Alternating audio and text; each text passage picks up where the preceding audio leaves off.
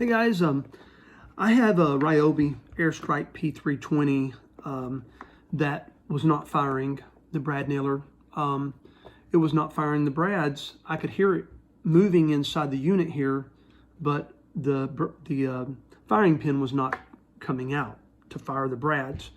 So I looked on YouTube and found some videos, and I want to give a shout out to YouTube video that was posted by Home Battery Bank, and the title of it is Step by Step Ryobi P320 AirStrike Fix, and in parentheses it says not firing. If you want to look that video up, it is very helpful. I wouldn't have got into this thing had I not seen that video. Anyway, he'll show you how to take this apart, take your unit apart, and get to this firing pin. And what happens is his problem was he needed to lubricate the inside. So in here you can see that there's a hole here, and you can turn it upside down and lubricate it. And he used a 3-in-1 silicone lubricant.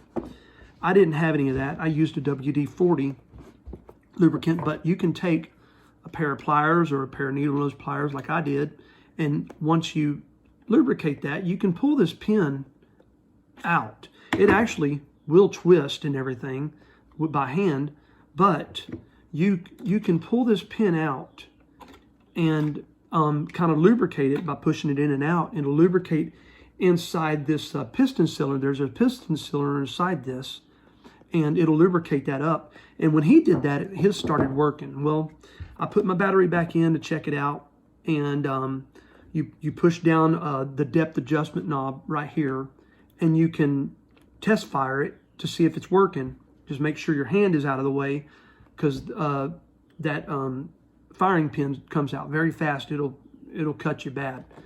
But anyway, I did that, and it did not work. So I was like, oh my goodness, I didn't know what else to do. And so I ended up just taking the whole housing assembly apart. You can take it apart, take all the screws out, open it up and look inside. And when I did that, I got to the compressor and the gearbox assembly inside here, and the piston cylinder was in there. And I kind of took it apart too. I had the firing pin totally out of it and everything. And I was just thinking, maybe if I take it apart and see if there's something wrong inside there, I could put it back together and it'll work. Well, I did that, put it all back together, and of course it didn't work again. And I was about to give up. I was just going to take it to the garage, put it up, and start using my air tools, but I decided to go ahead and check it out, check out one more thing. So I pulled this pin out. I grabbed my needle nose pliers. I pulled the firing pin out. And when I did, I held it out.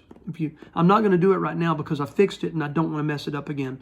But I pulled that pin out and held it all the way out, and you could hear the air release inside this piston cylinder. And the pin stayed out to about here.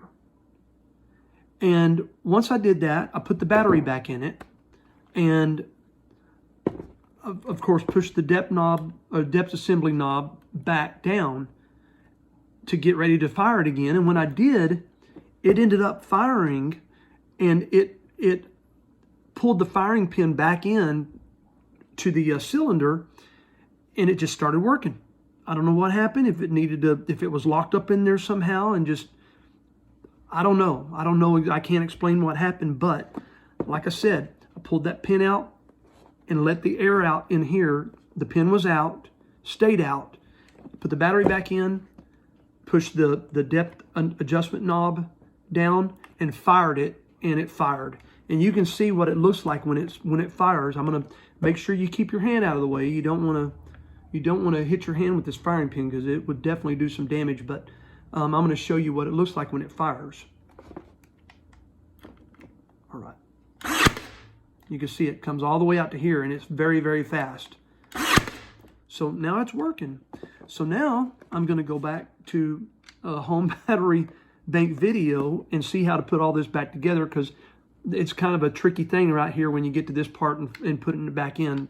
So I'm going to rely on him to do that again. I want to thank the Home Battery Bank for posting that video, because it really helped me out. And I hope this video helps you out too. If it does, please leave a comment. I would appreciate it. I've never done a video on here before, and every once in a while I fix something, and maybe I'll start posting some videos. All right. Y'all have a good day.